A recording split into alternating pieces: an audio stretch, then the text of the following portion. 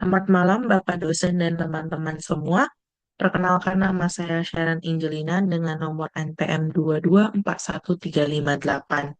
Sebelumnya saya ingin meminta maaf kepada Bapak dosen dan teman-teman semua karena saya tidak bisa hadir di tempat, namun saya akan mempresentasikannya melalui video ini.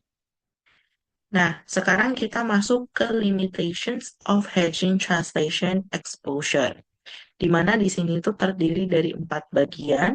Yang pertama adalah inaccurate earnings forecast, di mana pendapatan anak perusahaan di masa mendatang itu tidak pasti.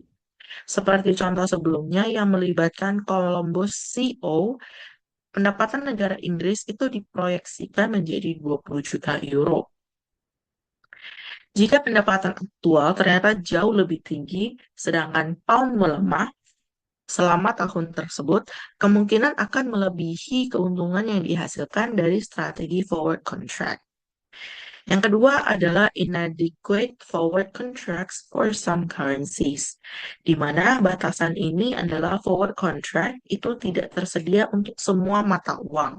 Akibatnya, MNC dengan anak perusahaan di beberapa negara yang lebih kecil itu mungkin tidak dapat memperoleh forward contract untuk mata uang. Yang ketiga adalah accounting distortions, di mana keuntungan atau kerugian tingkat forward itu mencerminkan selisih antara the forward rate dan juga the future spot rate. Atau yang dimana keuntungan atau kerugian translation itu disebabkan oleh perusahaan tingkat tukar rata-rata selama periode yang dimana pendapatan dihasilkan. Selain itu, kerugian translation itu tidak dapat dikurangkan dari pajak, sedangkan keuntungan pada forward contract yang digunakan untuk hedging exposure translation itu dikenakan pajak. Yang terakhir adalah increased transaction exposure, yang dimana hambatan ini merupakan salah satu hambatan yang paling kritis dalam menggunakan forward contract untuk hedging exposure translation, karena hal ini bisa meningkatkan exposure transaksi NMC.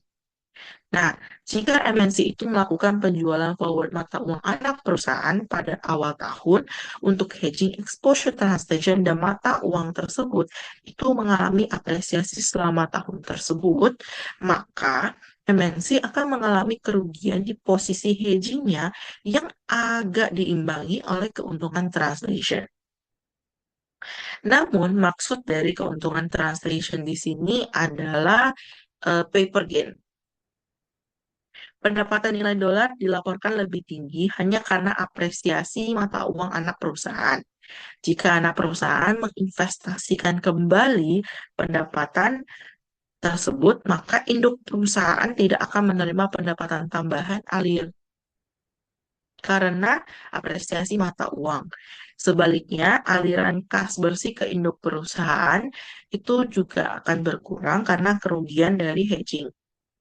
Dengan demikian, dalam situasi ini, MNC mengurangi exposure transaction-nya dengan cara mengorbankan peningkatan exposure transaksinya.